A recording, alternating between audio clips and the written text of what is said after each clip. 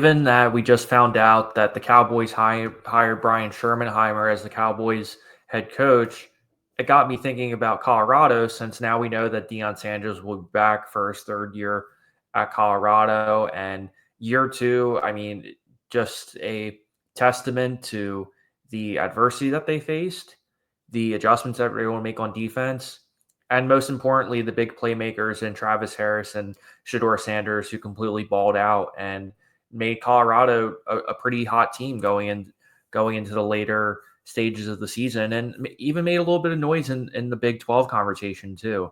Definitely made Arizona State and BYU and all those teams work to be in that title.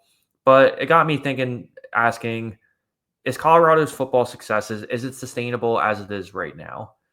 And before the season, I'll admit I was a total Colorado Deion Sanders hater, more or less because I didn't perhaps like that they relied a lot more on the transfer portal. But as we have kind of seen from Deion now, it seems like they're valuing high school recruiting a little bit more. I mean, if we go and look at their 2025 recruiting stats right now, according to 24/7 Sports, they're ranked 24th right now in 2025, 19th in the transfer portal. Whereas last year it's somewhat similar, 22nd in 2024, and then 8th in the transfer portal. So at least to me, Deion Sanders and Director of Personnel Corey Phillips are really working hard to try to be more of kind of a balanced program, because I'm sure they're starting to realize now, hey, it's not just going to work just to pay kids and get a bunch of them in the transfer portal if you really want to become a championship team. Now, granted, it helps getting them in the door. It helps the get a couple gaps here and there in terms of specific needs. But if you're looking to really build a legit powerhouse program, you're going to have to do some high school recruiting no matter what conference in college football that you're in. And it seems like they're turning the tide on that front. They've done a really good job at trying their best to replace some of these guys. I mean, that's obviously one of the big question marks. Replacing guys like Travis Hunter and Shador Sanders doesn't happen overnight. But at the same time, you have O'Marion Miller, you have Dreyon Miller, and you have Williams too, who's the transfer from Tulsa. He can add a little bit of explosiveness on the outside, and he has some really good height. So I think he can be a really good weapon, particularly in the red zone, and also some of those jump balls on third down. And as far as we go right now, they have two really good options at quarterback, I would argue. They have Kalen Salter, who's the quarterback at Liberty. Kid is super talented, really fun to watch, super athletic, great leader. And he is the guy that is looking for this type of step, this type of moment. And in many ways, this Kalen Salter coming to Colorado, it's a great fit all around. I've said this before on the show. I think Pat Shurmur is a very underrated offensive coordinator. I get that people bust his balls about the time he was in the NFL, but if you look at his track record, he knows how to maximize the players that he has. He is pretty solid at being able to develop quarterbacks. And when you have years and years of NFL experience and head coaching experience, it definitely gives you an extra little bit of material too, especially when you know that the kids who are coming to Colorado have aspirations to go to the NFL. And you can't undersell that kind of thing. So when you have a guy like Pat Shurmur and you have Kalen Salter, who is your guy for today, and then you have Julian Lewis, who can sit behind Salter and develop. And he's one of those kids where I think he could possibly be the equivalent of the DJ Lagway, in the sense of he is maybe not go as far as say a generational talent, but he's certainly going to be the guy that we're going to be talking about in college football for the next 3 years. And I would be pretty stunned if he's not starting in 2026. So keep your eyes peeled for him, because I do think he is a legit baller. He is much better of a runner than you would think if you didn't really look at his stats too much. But outside of that, you have some returning weapons at the receiver position. You're pretty good at quarterback. You didn't do too much to address the halfback room, but at the same time, I think we all know Colorado has never been, a run happy kind of team. So the jury's kind of out on that front. But the one thing I will point out in terms of what I've seen in terms of Colorado's current class right now is they continue to value athleticism and speed on both sides of the ball. Even when you look at some of the improvements that they make on the defensive side of the ball, a lot of these guys, a lot of these edge rushers and defensive linemen that they're finding, I would argue relatively undersized for the game of college football. Now, I'm not saying that that's necessarily a knock on them or that's a negative or that's a huge deal. I'm just pointing out that that's just simply the wave, the direction that they're going in.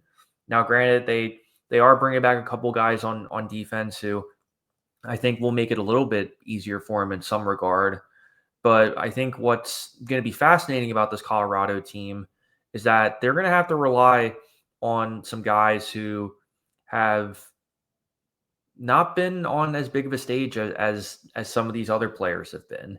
They're going to have to ask a lot out of these younger players, particularly within the wide receiving core, and particularly within the line, and particularly within the linebackers. I mean, granted, Colorado is in a pretty solid spot because when you think about the Big 12 at large, you have Arizona State, who has essentially kept everybody under lock right now in terms of their coaching staff. So, big shout out to them. You have BYU, who's for the most part a pretty consistent program, and I think somebody who's going to come out swinging.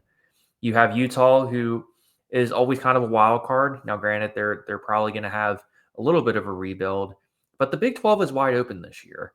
And I'm certainly not going to sit there and say Colorado can't do it again, because I think they have the roster to do it. And give Livingston a lot of credit too. He was under the gun a lot towards the beginning of the season, and rightfully so, because the team really played no offense, no defense whatsoever. But what they did a really good job at is being able to have some adaptability, number one. I think number two, they did a really good job at limiting some of the mental errors that we kind of saw towards the beginning of the season. And number three, most importantly, you saw consistent progression throughout the season. It got to a point where I think the Nebraska game was a big turning point for this Colorado team, in the sense of Nebraska completely bullied them. They pushed them around. And when Shedeur Sanders kept getting hit after hit after hit, you get to a point and you have to ask yourself, hey, you have to address this at some point. And I think Pat Shurmur and Deion Sanders and Livingston are really sensitive to that right now. And you see that with the class that they have. They've been prioritizing getting some edge rushers, getting some defensive linemen, and really kind of making this team a little bit more well-rounded than what we've seen before. Now, granted, I think Kalen Salter is going to have to be a major baller this year for them to really be in the Big 12 picture. But moving forward, Colorado, I think, is going to be in a better spot than people would think. I think what partially is hurting Colorado in terms of a recruiting perspective, and why I would argue they're probably not a top 20 class right now, is because I would argue, one, I think kids were concerned that Deion would follow his son to the NFL. And if that's what he wanted to do, hey, that's not a problem necessarily. But if you're trying to recruit a football team, that's a question you're going to have to answer over and over and over again. So I think that element of it is hurting them.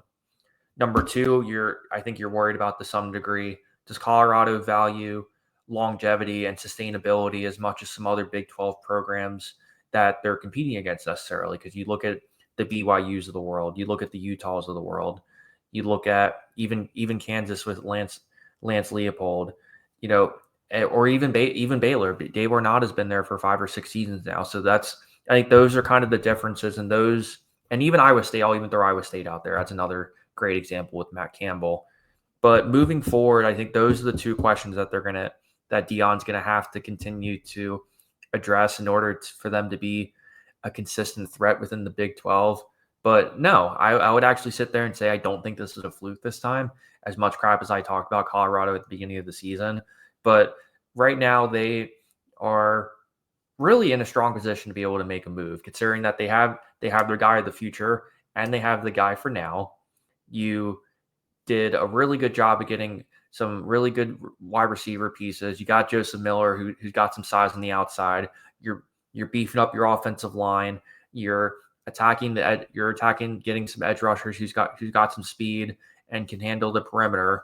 And then you got some corners who I think with a little bit of extra coaching, a little bit of patience, aren't going to give up as many big plays. So look for Colorado to be a threat in the Big 12. And I'm definitely curious how their recruiting class pans out as we head into the spring window.